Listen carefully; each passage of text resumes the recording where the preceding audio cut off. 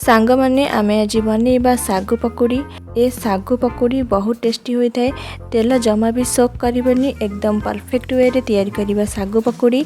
नमस्कार सांग माने, ओडियाज्हिasm को आपण माननको बहुत बहुत स्वागत। वीडियो पसंद आसिले लाइक शेयर और चैनल को सब्सक्राइब करबा को भूलिबेनी। तो चलंतु देखि नबा आज रेसिपी।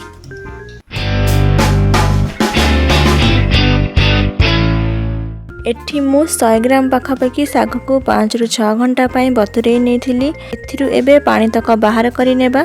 एथिरे एबे 2 बड़ चम्मच मैदा, 2 बड़ चम्मच कॉर्नफ्लोर, गोटे पियाज को छोट छोट करी काटिकी दे दबा, किछि भृसंग पत्र, गोटे कंचा लंका को छोट छोट करी काटिकी दे दबा, गोटे बड़ चम्मच अदा रसुन छेचा को दे दबा, स्वाद अनुसार लुण, गोटे छोट चम्मच जीरा, गोटे छोट चम्मच जुआनी को हाथ रे एमती क्रश कर देबा।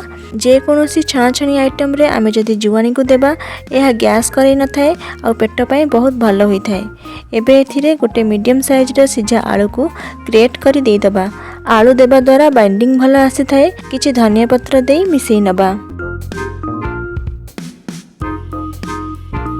एबे सेथिरे 3 बड़ चम्मच बेसन देबा। जदि दरकार हुए आउ पछरे देबा। एबे एथिरे 2 बड़ चम्मच दही देई मिसेई देबा।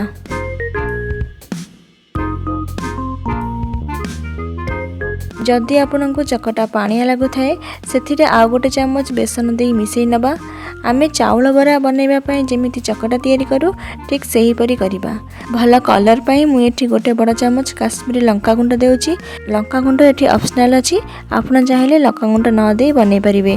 लंका गुंड को भला से मिसेई सारिबा परे गोळी नै छाणीबा स्टार्ट करिबा। त छाणीबा पई गोटे कढ़ाई रे किछि रिफाइन तेल नैची। तेल को मीडियम फ्लेम रे गरम करी तापरे गैस रो फ्लेम को लो करी छाणीबा। पकुड़ी को पकेला बेले गैस रो फ्लेम लो रखिबा, तापरे मीडियम करी छाणीबा, जहा द्वारा आम पकुड़ी भल से सिझिबा सह तेल मध्य सोक करिबनी। मझिरे मझिरे एमती एपट सेपट करी 2 पाख साइड रो गोल्डन करिबा जाय छाणीबा।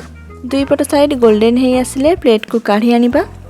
देखंतु बढ़िया से क्रिस्पी होईची, तेल मध्य सोक करिनी।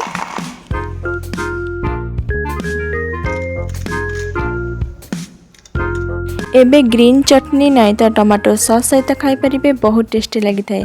जदि वीडियोटी पसंद आसी थाए वीडियो को लाइक शेयर और चैनल को सब्सक्राइब करबा को भूलिबेनी। तो पुणी आसीबी आ गोटे रेसिपी नै। रहुची, धन्यवाद।